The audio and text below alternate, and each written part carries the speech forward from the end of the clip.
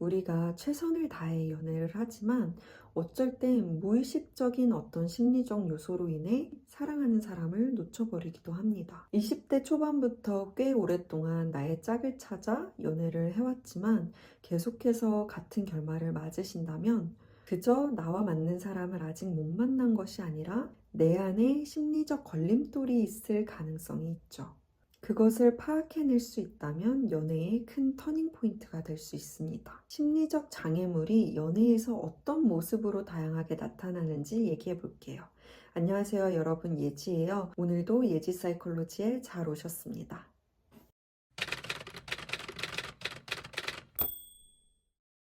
내 안에 심리적 장애물이 있다는 신호 첫 번째. 연인에게 숨기는 것이 있다.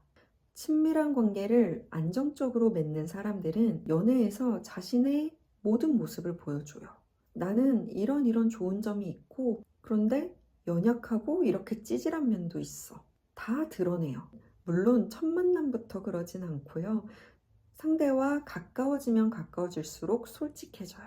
서로가 진정성 있고 솔직한 모습을 보여주고 받아들여졌을 때 안정적인 친밀감이 형성됩니다. 그런데 내가 연인 앞에서 숨기는 모습이 있다? 자꾸 거짓말하게 되는 부분이 있다?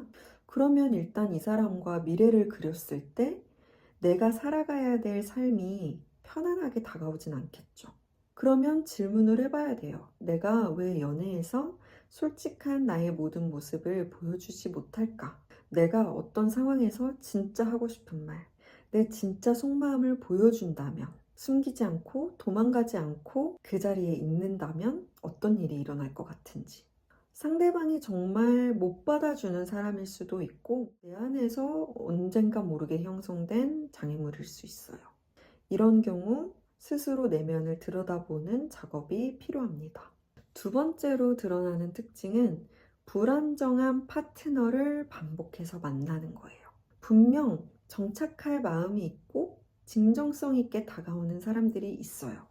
그런데 내가 그런 사람들은 좀 부담스러워. 그럴 생각이 없거나 정서적으로 좀 불안정한 사람들에게 빠진다? 내가 연애를 하면서 상대를 믿지 못하거나 나를 믿지 못해서 계속 집착하는 사람만 만난다?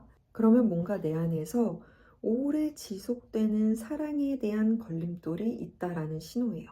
내가 자라나며 봐온 사랑의 모델이 그리 행복해 보이지 않았을 수도 있고요.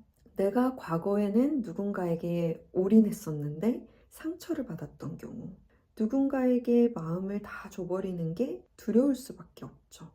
내 안에 사랑에 대한 신념이 어떤 것들이 있는지 생각해 볼 필요가 있어요.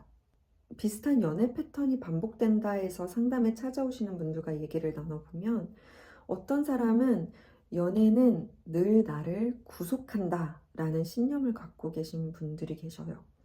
그러면 이분들은 계속 그런 사람을 만나서 연애를 하고 숨막혀 하고 멀어지려 하고 일에 집중하고 이런 패턴을 반복하고 사랑은 늘 나를 배신한다 라는 신념이 있는 분들은 아무리 파트너가 신뢰를 주려 해도 이 사람을 믿지 않을 이유를 기어코 찾아내요.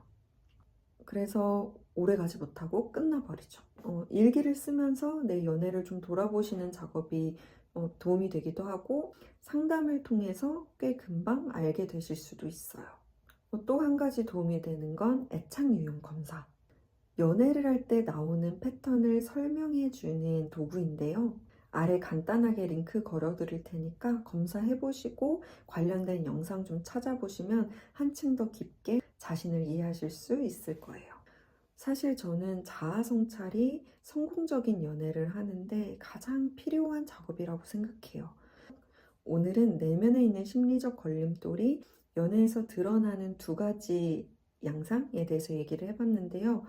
사실 굉장히 여러 가지가 있어서 제가 애착 유형별로 나누어서 좀 정리를 해볼게요. 이 주제와 관련해서 궁금하신 점 있으신 분들은 댓글로 편안하게 알려주세요. 그럼 전 다음 영상에서 뵐게요. 안녕.